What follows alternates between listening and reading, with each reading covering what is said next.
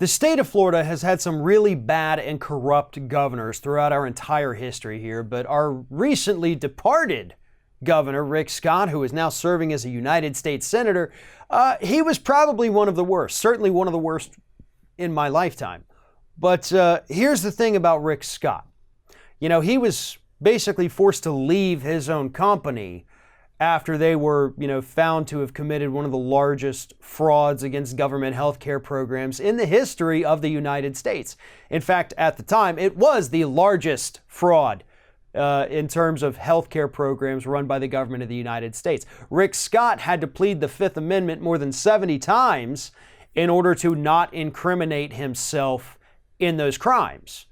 And then after that, after he made his hundreds of millions of dollars ripping off the federal government again, he ran for governor twice and won twice, and then he ran for Senate and won that seat. So this guy is corrupt to the core. There is no question about it. And now this week, Rick Scott has announced that unlike what he did for governor when he was governor, he is not going to be putting his immense fortune into a blind trust while serving as a United States Senator. Nope, not Rick Scott.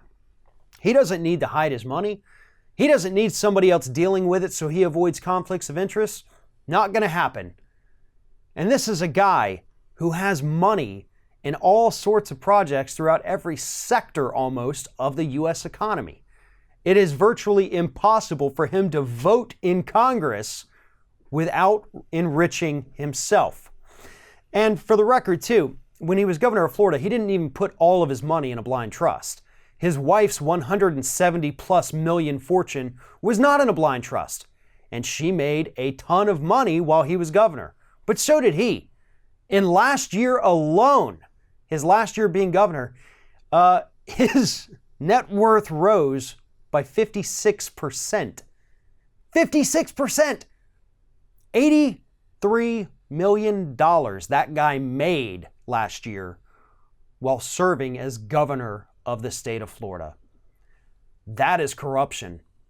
I guarantee you, if we had any investigative bodies down here in Florida that weren't controlled by Republicans, this guy would be in prison right now. But unfortunately, this state is wholly owned and operated by the Republican Party. And because of that, Rick Scott gets to sit in his nice new Senate office instead of a jail cell. And he's bringing that same corruption that became a hallmark of the state of Florida with him to the United States Senate.